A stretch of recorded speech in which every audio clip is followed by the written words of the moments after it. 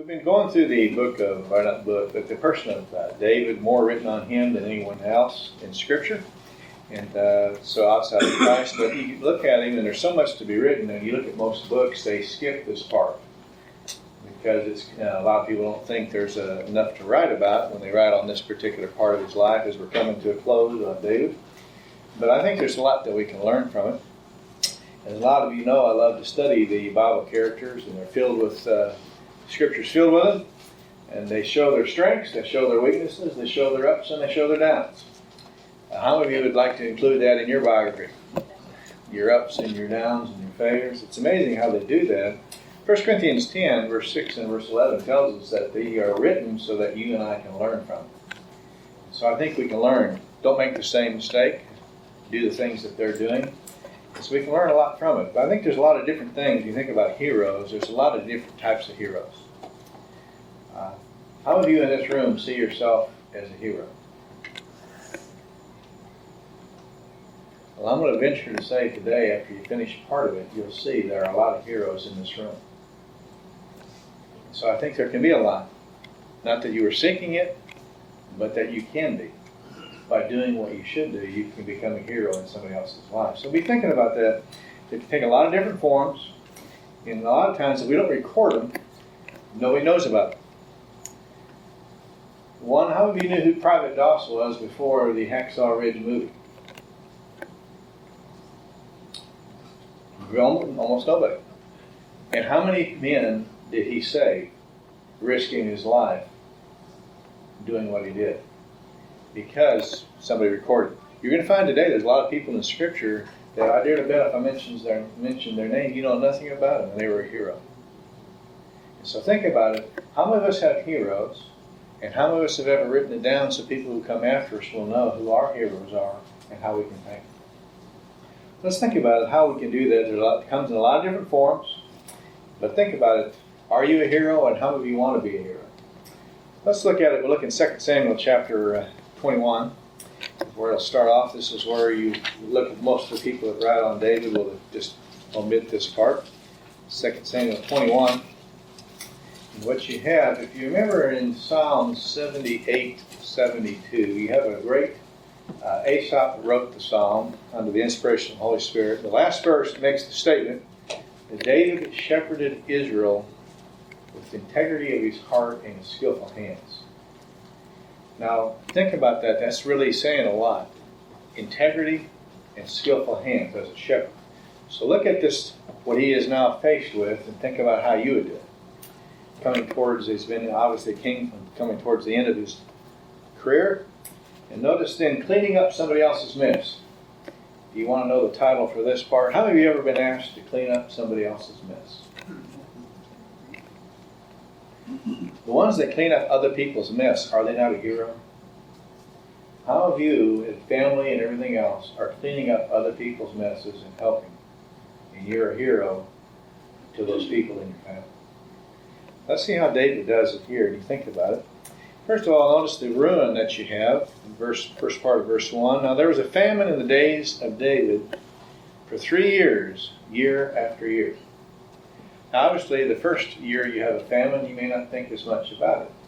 But in agricultural society, how bad is a famine? Where does your food come from? If you don't have water, you don't have food for the animals, you don't have grain, you don't have it. Everything is affected by it.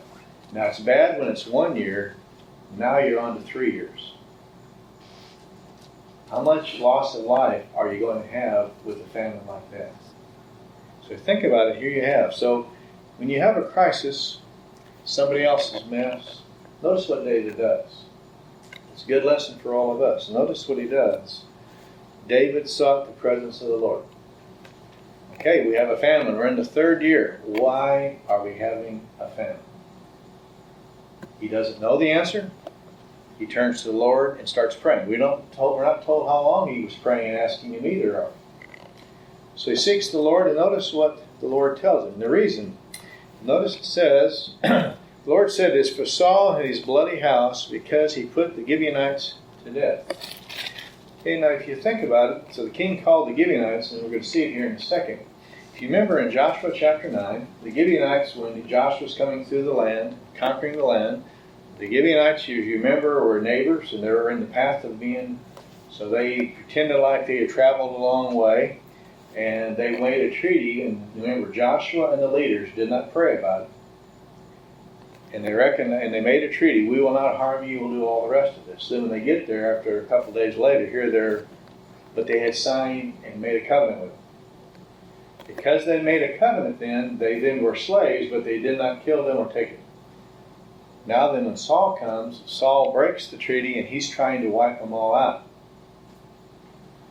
So think about how many years later this is. Saul's dead, he's gone, David's king, been king for a long time. And now God's bringing it to light and punish them as a nation because they have not made right on the sin that Saul had committed. Think about it. Did David have any part of it? No. But has he inherited the mess? That's why I said he's a hero, but how many of us are in this room, we can be heroes too, cleaning up somebody else's mess. But notice he prays first. So now God's told him why there's a problem. Alrighty, so if you have a problem and we're having a famine and it's because of how we treated the Gibeonites in the past, so how are you going to solve it? It's interesting, he now turns and he requests the Gibeonites, how can we make this right? It happened years ago, but how can we make it right? And it's interesting when you go to talk to him in verse 2, it tells you why. Saul kills him out of his zeal. So notice in verse 3, David then said to the Gibeonites, why should I do this for you? How can I make atonement that you may bless the inheritance of the Lord? Then the Gibeonites said, we have no concern of silver or gold with Saul or his house, nor is it for us to put any man to death in Israel. What in the world do you want? But it says that, didn't it? What I will do for you whatever you say. So they said to the king, the man who consumed us, who planned to exterminate us from remaining within any boundary of Israel, let 7 men from his sons be given to us, and we will hang them before the Lord in giving of Saul, the chosen of the Lord. And the Lord said, I'll give them. Now that's quite a, how would you like to then go up and say, okay, I'm going to take 7 of Saul's sons and grandsons, and I'm going to give them to you. What they're doing, the Gibeonites are going back to, if you think about it, in Exodus chapter 21, an eye for what? And a tooth for a tooth. He now chooses, if you look, he tells you who he chooses.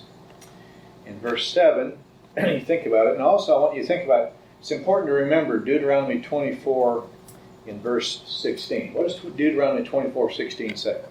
A father shall not be put to death for his son, and his son shall not be put to death for his father. If that's the case, then when David chose these 7 men would have to have been involved with Saul in what? The death of these individuals.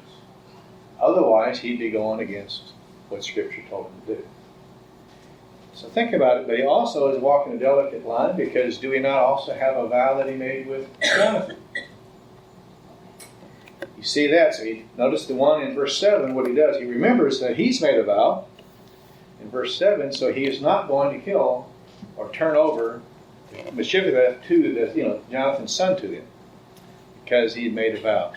So notice then, he selects, and it tells you the 7 men, 2 from one, and then he has 7 sons of the daughter of Saul. Now, some of you will say, Micah, it isn't the Micah that David was married to. How do you know that?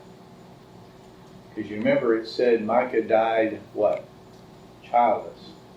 So it could not be the same, otherwise it would be, you can't have 5 sons and be childless and never have any children. So here's the 7 men that they have selected. So remember, that's the resolution. I want to think about some things. How important is it, by the way, for you and I to keep our word? Do you ever get upset with our country and with how we keep our word? Isn't that what's always been saying with the Indians? White man speaks with what? And how many times have we done that? Whether it be with Hong Kong or no matter who it's with, we have done it so many times. But as a believer, are we keeping our word? Notice then, Saul didn't make the covenant, but he should have honored the covenant. David made a covenant with Jonathan, he's keeping it, but he's also trying to rectify with the Gibeonites, trying to clean up this mess. So you think about it. I think something else to think about. Our solutions that we come up with are not without pain.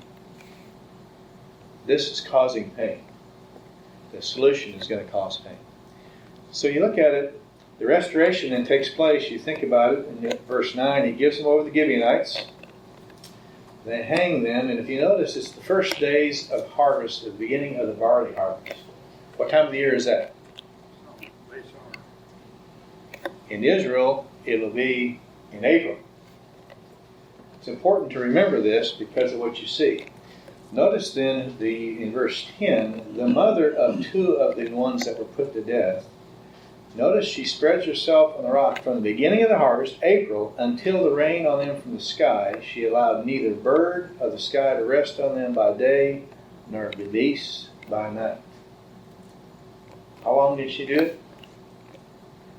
From April until October. Those bodies are out there, and part of it is in retribution of what took place with them. But for 6 months, day and night, she's keeping the animals off. Why? She loves them, right? She doesn't want to see that happen to them. So you think about it. By the way, during this 6 months, has the famine stopped? According to the text, no. He gave them what they asked for. Why has the famine not stopped yet? I think you can see part of it when you look at it, but I think it's important for us to think about it. When you look at this restitution, what can I do to help ease the pain and grief of somebody? Let's look at it and think of the deal that you have. Notice then what happens in verse 11. When it's told to David what Rizpah, the daughter of Ahab, the concubine of Saul, had done, notice now what David does, which is what should have been done. Then David went and took the bones of Saul and the bones of Jonathan his son from the men. If you remember, in this particular city, you remember the Philistines took Saul and took his sons and had them hanging up. And these men marched in and got the bodies and brought them back. But they never were properly buried in the tomb of the father of Gish, and were never really brought there. So David is now saying we need to do what's right for Jonathan, for Saul, and for these 7 men. And notice then, in verse 13, he brought up the bones of Saul, the bones of Jonathan his son. From there they gathered the bones from those who had been hanged. They buried the bones of Saul and Jonathan his son, and then notice in Gish, thus they did all the king commanded it. So they had the sons of Saul, and now these 7 men. And notice it said, and after that, God what? Removed, and the land was restored, and no more famine.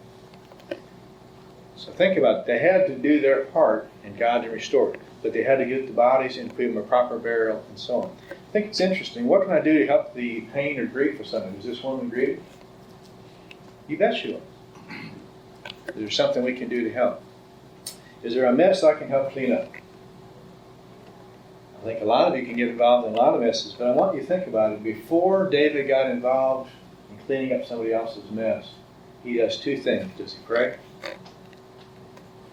And does he also ask for counsel of what will it take to make it right? How many times do we jump in both feet without praying about something? How many times do we not seek counsel? I think one of the best examples of this happens years later in Israel's history is that of Nehemiah. Now, Nehemiah, does he have a good job? He's a cupbearer. He's got a really good job. But he hears about Jerusalem and how the walls are and so on. And he starts to pray, and he prays for 3 to 4 months. God then formulates a plan in his head, and he then presents it to the king, and he does it. But notice it started with prayer. Well, all of us, I think so many of you have got involved, different family situations, all the different things. You guys are cleaning up other people's messes, but make it a prayer. How does God want me to do it? And the counsel we can do. And then you can become a hero in your family's life. I think there's a lot of heroes that we have here. You don't see yourself as a hero, but I think a lot of us, family members, will see you as a hero. You're saving some young man, some young woman, somebody else from a lot of heartache. So think about it. What can you do? So cleaning up somebody else's mess. But then notice it writes the last part. He's kind of going back to fighting the Philistines again. And this is the second part, and that is coming along somebody else to help them. How many times do you and I, we may not jump in and may not, cleaning up somebody else's mess, but we see somebody who's needing help and we can come alongside them to help them. That's what you're going to find in this. You're going to find this happens in 4 different ones, 4 heroes that Israel has. And notice what happens starting down in 15. And we're talking about some of his exploits that we have with the Philistines. And the Philistines, we notice, were at war again with Israel. David went down and his servants with him, and he fought against the Philistines. If you remember earlier, David didn't go, and that's what got him in trouble with Bathsheba. But since that time, every time they're fighting, he's going down. Now, how old is he getting to be by now? How long was David king? How many? 40 years. 40? And when did he become king? 30. 30? So how old is he getting to be? He's getting close to 70. And he's fighting people who are half his age. So maybe do you think they might understand when it says David becomes weary? How many in this room want to go fight a 30-year-old? And these aren't just any 30-year-olds. You'll notice David is fighting a Goliath. Not the same Goliath, a different giant. And notice how he's weary. So notice you'll find it starting in 16, who's going to come to his rescue in 15 and 16. Notice it tells you the name of the giant that you have. There's among the descendants of the giants, the weight of whose spear was 300 shekels of bronze in weight. Okay, if you think about that, that means that the spear weighs 8 pounds. You take something that weighs 8 pounds, put it up the end, and how many of us can pick it up and have any control over it? You have to have tremendous strength to do this. And notice him, he is the son of Goliath, so he would be the second generation that you have. And it says a new sword. It's actually a Hebrew word meaning a new type of weapon. He's coming out with a new weapon that they're fighting. So here David's an old man fighting somebody half his age, and he's getting weary, and the giant's about to kill him. Are you going to get in somebody else's fight? Do you need somebody to come along and help you? You're weary and you're about to go down. Notice who comes to his aid. He says he's intended to kill David, and notice Abishai. Now remember, Abishai is the son of Joab. He's the head of the 30 men, the mighty men. But you remember last week he was put in a bad light. You remember last week he kept wanting to kill the guy who kept cursing David. He wanted to kill him before, and David said no, forgive him. When he comes back, he wants to kill him. But notice here, he is a man of war, and he is one of the mighty men. And notice, he immediately jumps down in to help David. He helps him, and he struck the Philistine and killed it. David's about to go down. He jumps in to help him. And notice what the men of David then swore to him, saying, you shall not go out again in battle, that you may not extinguish the lamp of Israel. David, we need you as king. You're getting too old to come out and do this. We appreciate what you've done, but it's time for you to stay out of the battle. Let us do the fighting. Again, do I need to jump in and help somebody else? If that's a giant, and it is, was he in any danger when he jumps in to go fight? He's going to help with no thought of himself, but they're in a battle and he's going to help. You and I, same thing. There's a time when we jump in to help somebody. So here you have it. I think we need to keep in mind. So notice the next one. It's interesting that you have. So notice then in 18, now it came about after this, there was a war again with the Philistines at Gob. Then notice the next one comes up. How many of you have ever heard of this guy? Zebedee. You ever heard of him? No. Notice what he does. It's pretty interesting what he does. He goes down and it says he struck Zaph, who was among the descendants of the giants. So what did he do? He killed one of the giants. Now how is it we know about David killing the giant? Well, we don't know about all these other people who likewise killed giants. And the only way they can do it is to rely on God and God's help. They go and kill a giant. Notice there's another battle that's going to take place. And it's interesting in verse 19. Ehanan is the guy's name. And notice what he does here. They're at war again. And notice it says what he does in 19, that he kills Goliath, the Gittite, the shaft of whose spear was like a weaver's beam. Okay, now what you find, notice it says Goliath. Okay, there's a couple of ways of looking at it. According to 1 Chronicles 20 and verse 15, it says it was the brother of Goliath. Or it could have been a son of Goliath. Or, like in our case, could a giant coming from Gath, could you have more than one coming in being by the same name? This could be one that is his son or someone later, and it happened 20 years, 30 years later, and another giant's coming and we're naming Goliath just like the previous one.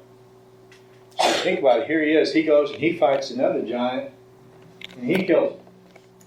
Again, how important is he to Israel's history in fighting him? You look at all of our military history in our nation, we have a lot of people who've done a lot of great things.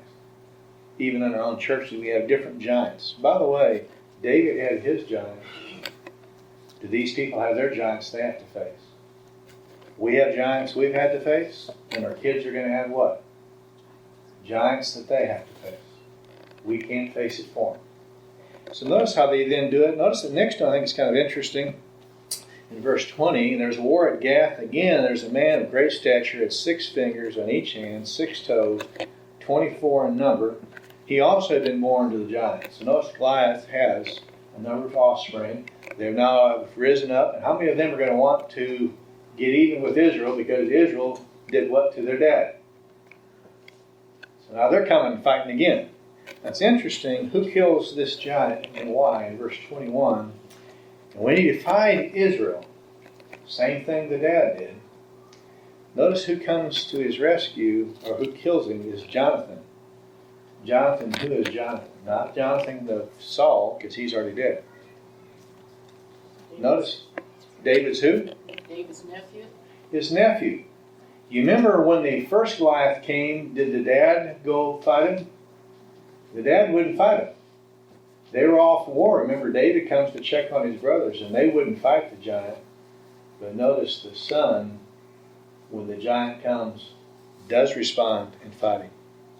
So it's interesting that his dad didn't fight the giant, his uncle David did.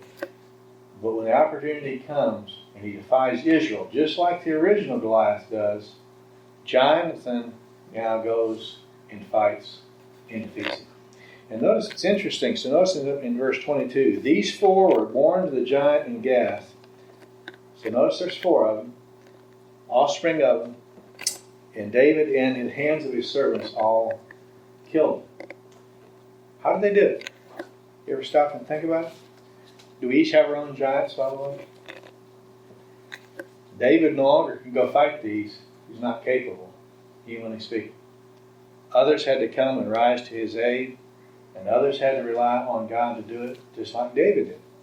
I think it's interesting, since we're talking about these mighty men, there's some other mighty men. If you jump over, next week we'll look at 22, talking about the psalm. But look over in chapter 23, right at the end when David is talking about coming alongside, starting in verse 8, you'll find his mighty men. David includes his mighty men. We've had a sermon on it, so I don't necessarily have to go through it all. But it's interesting when you look at it, David wants to include these mighty men. If David does it through the Holy Spirit when Samuel wrote, if they didn't include these names, how many of us would know anything about the majority of these people? We wouldn't. We wouldn't know about their exploits and what they did to help David and to help Israel. So I think it's interesting. How many of us have ever made a list of our mighty men and women in our life? Have you ever done it? Have you ever gone and thanked any of them? Many of them are already going to be gone. I think it's important to recognize we all have mighty men and women in our life, but we need to record it. And how encouraging is it when they get to a place they no longer are maybe the mighty person they once were physically, to hear how you help them along the way. Look at some of them. The first one, notice who's the chief. Notice what he does in verse 8 at the end of it. His nickname was Adino, which means spear. I just like to have a nickname of spear. Do you think maybe you might have used a spear in battle? Notice at the end it said he killed 800 at one time, or in other words, in one battle. Now, I want you to think about that for a moment. If you kill one a minute, that means in an hour you kill how many? 60. To get to 800, you're fighting continuously, killing somebody one a minute for how many hours? 13 hours. Do you think your arm might be a tad bit tired? I mean, that's incredible. You see why maybe he's considered the chief among the mighty men? You know, he doesn't have a machine gun. This is the type of weapons they use. It's pretty amazing. You look at the next one that you have, notice what he does down there for the mighty men. In verse 10, he rises up and he has a great victory. Basically, he is surrounded, in verse 10, but single-handedly, he clings to his sword and they all come after him, and basically he's standing there, and as they're charging him, he just keeps fighting them off until its hand is so caught in the sword for such an amount he can't let go because he's so weary at the end of it. And notice then, they don't come to his aid until, according to verse 10, until all of them are dead. So where are all your buddies who are supposed to be fighting with you? They're nowhere around until you've killed them all, and then they run up to get the possessions off of the dead bodies. You know, that sounds like a real great guy. But notice here, notice some of the mighty men that you have. Notice the next one that you have. Notice remember you had the ones that you had when David, these three mighty men, when David would remember fighting and he wants some food, and he refers to how he wants this food. And you find that in verse 13, the three mighty men, and they're in the cave and they want the water. And notice David asks for it. And it says these three mighty men by themselves fought all the way through the enemy lines, goes and gets it, brings it back and fights through the lines. Now how many miles is that, do you know? 12 miles. So you're going to go and fight through because your captain, your boss, wants a drink of water, and you think, all right, I'm going to go fight just the three of us. I don't care how mighty you are. When you go through and you're in enemy territory and you're going to get it, now you're going to fight your way back. And you're also, by the way, if you're fighting, how are you keeping it from spilling? Just because he wants a drink of water. How many of us are willing to do whatever we can for that? That's why they're included in these mighty men. It's interesting that you have. Notice then we talked about in 18, you have Abishai being the one who just killed the giant. You notice in verse 18, it said in one battle, he killed 300 by himself. And it talks about that his name wasn't quite as well recognized, but he was just as great as the previous three. And notice you have in 20, you have a guy that goes and fights and kills 2 giants. He then goes down on a snowy day and gets in a pit. Now, a snowy day getting in the pit, what's he fighting in verse 20? A lion.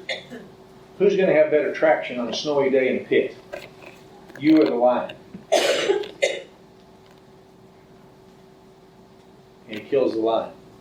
I mean, that's amazing when you think about it. You know, the weaponry that they had and how they did. So again, notice the reason I'm bringing it up is here you have all these mighty men that David wants to make sure that we recognize he was able to do a lot of the things through the power of the Holy Spirit, but also because of these mighty men and what all they did to help him. And so I think it's interesting when you stop and you think about it. Just in closing, let's think about some different things. Do I find myself cleaning up somebody else's mess? And if so, before I try, I need to do what? I need to pray. And then I also need to ask for counsel. Don't just jump in because you're caught up. Have I ever given my word on something? How important is it to keep it? Are others watching? Others are watching. Do I see a need, and can I help by just jumping in with no thought of personal safety? Here David's fighting the giant, and I just jump in. He can't handle it, and I'm going to go help him. He's not the man that he once was, capable, wise, and he needs my help, and I'm going to go do it.